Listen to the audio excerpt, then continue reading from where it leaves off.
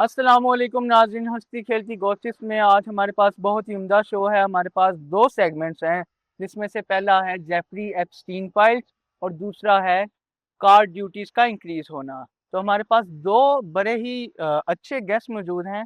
आज हम आपको सबसे पहले गेस्ट इंट्रोड्यूस करवाते हैं। अस्सलामुअलैकुम आहद, क्या हाल चाल है आपके? वालेकुम अस्सलाम। मैं ठीक, आप सुनाएं। आप हमारे व्यूअर्स को बताएंगे इस शॉकिंग न्यूज़ के बारे में कि जेफरी एप्स्टीन फाइल्स का लीक होना और रईसजादों की पिक्चर्स का वायरल होना। बताइए। जी, है तो काफ़ी शॉकिंग केस ही है। और जिस जिस तरह के इसमें नाम इन्वॉल्व हैं वो काफ़ी मतलब पावरफुल और काफ़ी वर्ल्ड वाइड जो लोग हैं उनके नाम इसमें मौजूद हैं। सबसे जो इसमें मेन अभी नाम आ रहा है वो तो डोनाल्ड ट्रंप का है। उसकी तो काफ़ी पिक्चर्स, काफ़ी वीडियोस अंडर एज लड़कियों के साथ, काफ़ी वीडियोस उसमें हैं उसकी।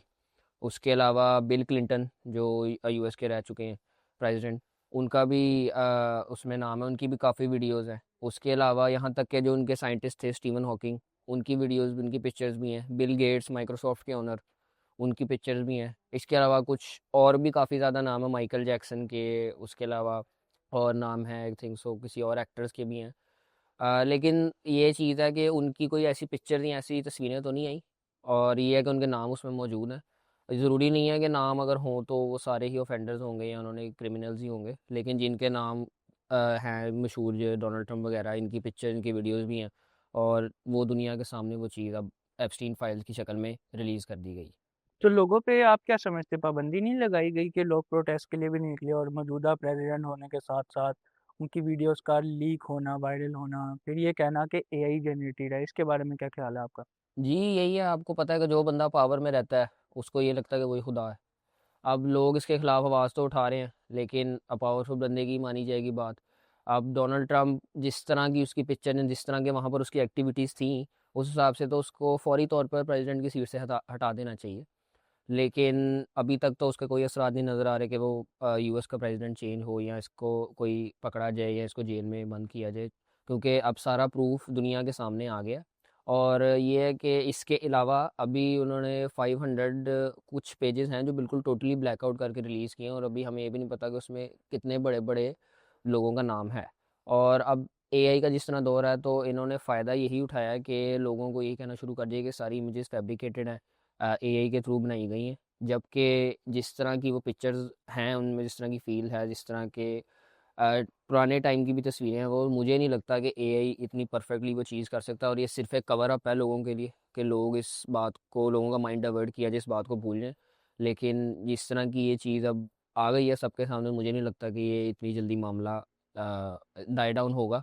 इसके ऊपर कोई ना कोई एक्शन होगा ही। बहुत शुक्रिया आद अली। और लास्टली आप इसको इस तरह बात को करें कि आप ये भी बता दें हमें कि ये था क्या, एक आइलैंड था और अंडर एज सेक्सुअल एक्टिविटीज़ थी, जो भी था। लोगों को ना अभी तक यही नहीं समझ आ रहा कि जजीरा था, ये किसने फाइल लीक की है और एप्स्टीन किस बंदे का नाम है। बेसिकली जेफरी एप्स्टन एक बंदे का नाम था जो क्रिमिनल था, जिस छोटे मोटे क्रिमिनल्स में एक्टिविटीज़ में, क्रिमिनल एक्टिविटीज़ में इन्वॉल्व था।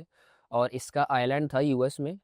और ये आज तक नहीं पता चला कि इसके पास इतना पैसा कैसे आया कि आइलैंड ख़रीदा। इसका एक प्राइवेट जेट भी था, और इसके हर बड़े बड़े पॉलिटिशियंस के साथ इस इन्वॉल्व था, उनके साथ कनेक्शन में रहता था ये।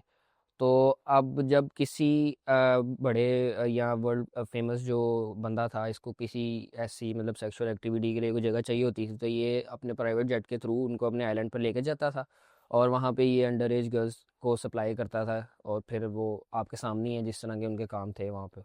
और बेसिकली ये भी जो वर्ल्ड के सामने रिलीज़ की गई हैं, वहाँ उसमें से एक लड़की जिसके साथ हुआ, उसने केस दायर किया, क्योंकि जेफरी एप्स्टीन तो अब मर चुका है, 2019 में उसने सुसाइड कर ली थी। उसकी गर्लफ्रेंड भी उसके साथ इन्वॉल्व थी। तो उन्होंने, जब वो जो माइनर थी जिसने केस किया गर्लफ्रेंड के ऊपर, फिर उसके बाद इसकी फाइल्स कोर्ट के थ्रू रिलीज़ की गई। और उसमें से भी, अब जिस तरह मैंने आपको पहले बताया था कि 500 प्लस पेजेस ब्लैकआउट है, तो वो चीज़ों को छुपा के ये रिलीज़ की गई हैं। अभी हमें नहीं पता कि और इसमें कौन से बड़ा बड़ा नाम इन्वॉल्व हो सकता है। शुक्रिया आद अली, आप हमारे शो पे आए, बहुत ही अच्छी इन्फॉर्मेशन से आपने हमारे व्यूअर्स को आगाह किया।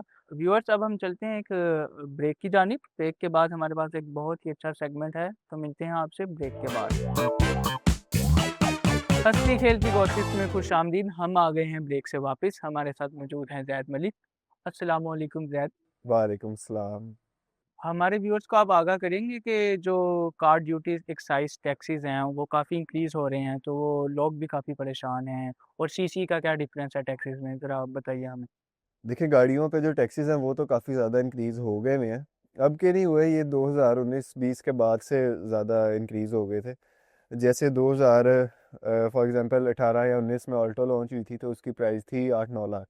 लेकिन जब गवर्नमेंट चेंज हुई, पीटीए की गवर्नमेंट आई 2020 में, तो उसके बाद से डबल ट्रिपल हो गए टैक्सेस। जो 9 लाख वाली गाड़ी थी वो पहले गई 15 लाख पे, फिर 19 लाख, फिर 20 लाख, और अब तो 35 लाख पे आ गई है। तो टैक्सेस तो बहुत ज़्यादा हो गए हैं हर गाड़ी पे ही। अगर आप गाड़ी इंपोर्ट भी करते हैं तो उस पर आपको 480% टैक्स देना पड़ता है। जो आपकी गाड़ी 10 लाख की है वो आपको 40-45 लाख कॉस्ट करती है ऑन रोड आने से पहले। उसके बाद जब आपने उसके नंबर वगैरह लगवाना है जो है, उसका टैक्स आपको 2-3 लाख अलहदा देना पड़ेगा छोटी गाड़ी का। बड़ी गाड़ियों में तो 10-15 लाख पे चला जाता है। लाइफ टाइम टैक्सेस और टोकन टैक्सेस छोटी सीसी और बड़े सीसी पे, लोगों का ये भी कहना है कि जो लाइफ टाइम टैक्सेस हैं वो एक दफ़ा ही बड़े सीसी पे भी जो हमारी गवर्नमेंट है वो एक दफ़ा क्यों नहीं ले लेती हमसे। देखिए ये शुरू से ही ऐसे चल रहा है, जो कि 1000 सीसी की गाड़ी है उसके नीचे जितनी भी गाड़ी है वो उस पर आपको लाइफ टाइम टोकन देखने को मिलता है। 800 सीसी गाड़ी होगी, 660 हो गई। मोस्टली लोग इसीलिए ज़्यादा छोटी गाड़ी को कंसीडर करते हैं। आपने देखा होगा 40-40, 50-50 लाख की भी गाड़ी लोगों ने छोटी रखी हुई है, जैसे जापानी गाड़ियाँ हो गई, ये कल्टस हो गई, वैगनर हो गई, ऑल्टो हो गई। तो इसमें ये होता है कि आपको एक ही बारी टैक्स देना पड़ता है और आपकी गाड़ी का लाइफ टाइम टोकन लग जाता है। लेकिन जो बड़ी गाड़ी है उसमें आपको ईयरली 2 साल 3 साल के बाद टोकन लगवाना पड़ता है अपनी गाड़ी को, जो रोड का एक तरह से आप कह लें कि टैक्स होता है। देखिए एक चीज़ मैं ऐड करना चाहूँगा कि देखिए आपकी बात ठीक है, हम्म। आपने सही कहा। हम्म। लेकिन ये है कि टैक्सेस हर मुल्क में चलते हैं। नहीं। मुझे लगता है कि टैक्सेस जो हैं ठीक है, अच्छा है कि गवर्नमेंट वही इन टैक्सेस से आवाम के लिए काम करती है। हम्म। लेकिन ये है कि टैक्सेस को रिड्यूस ज़रूर उनको करना चाहिए। ये मैं नहीं कहूँगा कि पूरी तरह ख़त्म कर दें, लेकिन ये है कि रिड्यूस करें। कि अब जहाँ पे ड्यूटी 400% है, अभी आपने देखा उन्होंने अभी जो आई है सुजुकी लैम्बर्ट। अभी चल रही है लैम्बोर्गिनी, उसके ऊपर ड्यूटी टैक्स ही 43 करोड़ था, जबकि हम्म। गाड़ी की अपनी वैल्यू 11 से 12 करोड़ थी। हम्म। तो वो इतना ज़्यादा ड्यूटी, मतलब एक तो बहुत ही सुनने में भी अजीब लगता है कि हम्म। यार इतना टैक्स गाड़ी की इतनी बड़ी, ट्रिपल दी अमाउंट ऑफ हम उस पर ड्यूटी दे रहे हैं। हम्म। तो ये है कि ड्यूटी को कम करें। मैं तो यही कहूँगा कि उसमें रिडक्शन होनी चाहिए, ताकि हम्म। क्योंकि हम वैसे भी बड़े पीछे चलते हैं। जहाँ पे अब यहाँ पे करोला जो आ रही है बाहर के मुल्क में, अब देखें 25-26 मॉडल जो है उसका, वो इतना एडवांस हमारे यहाँ वही पुराना हम्म। चल रहा है। देखिए इसमें सबसे बड़ी गलती ना हमारी आवाम की है। हम्म, सबसे पहले अगर बाहर के मुल्क में कोई चीज़ 10 रुपए भी महंगी होती है ना तो प्रोटेस्ट करते हैं और वो रेट को वापस लेके आते हैं। यहाँ पे जब गाड़ी 10 लाख की थी लोगों ने तब भी कहा महंगी है लेकिन लेते रहे। हम्म, आज 35 लाख की वही ऑल्टो है लेकिन लोग ले रहे हैं। जो लैम्बोर्गिनी आई है वो आपको क्या लगता है उसकी डेली ड्राइवन की गाड़ी तो नहीं होगी ना। वो उसने अब एक शशके के लिए ली है अपने, के जी मेरा नाम बने। और जितनी महंगी गाड़ी होगी, जो लोग क्रूजर्स चला रहे हैं अभी रोड्स पे, वो आपको क्या लगता है अपने क्या उनकी ज़रूरत है वो चीज़। जी जैद, हमें बताइएगा कि कब से टैक्सेस में इंक्रीज होना शुरू हुआ है, कौन से ईयर से, लोग जानना चाहते हैं। देखिए टैक्सेस जो है वो तो जब से पाकिस्तान बना है तब से टैक्सेस है, लेकिन जो टैक्स डबल ट्रिपल हुए थे जब 2019-20 तक टैक्स था मेरे ख्याल में 80-90% या 100% तक होगा गाड़ी पे। तो लेकिन जब गवर्नमेंट चेंज हुई थी, पीटीए की गवर्नमेंट आई थी, तब ना सिर्फ गाड़ियों पे बल्कि पेट्रोल, खाने पीने की हर चीज़ का रेट डबल ट्रिपल हो गया था और उसके बाद से रेट रुका ही नहीं कहीं पे। अब आके कुछ टाइम से पहले कुछ ऐसी गाड़ियां भी हैं जैसे फॉर्च्यूनर, उसका 20-25 लाख कम हुआ है रेट।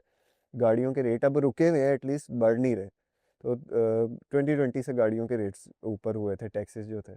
जी जैद, आप मुझे बताइएगा कि अगर मेरे पास 30 से 40 लाख हो तो मैं कौन कौन सी गाड़ियाँ ले सकता हूँ और कौन कौन सी बेस्ट हैं। देखें 30 से 40 लाख में अगर आप 0 मीटर यहाँ पे लोकली असेंबल गाड़ी लेते हैं तो वो तो आपको मिलेगी, ऑल्टो मिल जाएगी, या फिर यूज्ड आपको वैगनर या कल्टस मिल जाएगी। लेकिन मेरे ख्याल में वो गाड़ियाँ वैल्यू फॉर मनी बिल्कुल नहीं है। उससे बेहतर अगर आपने 40 लाख रुपया खर्चना है तो आप कोई जापानी गाड़ी लें, जिसमें आपको यारिस हैचबैक मिल जाती है, Mira, Move, N Wagon, N One. इसमें बहुत ज़्यादा आपको ऑप्शन मिल जाते हैं। फीचर भी लोड फ्यूल एवरेज, फीचर्स, हर चीज़ परफेक्ट है इस गाड़ी। शुक्रिया जैद हमारे साथ जुड़े रहने का, और आग अलियास का भी बहुत शुक्रिया हमारे इस प्रोग्राम को रंगीन बनाने का। चलते हैं अब हम इख्तिताम की जानिब।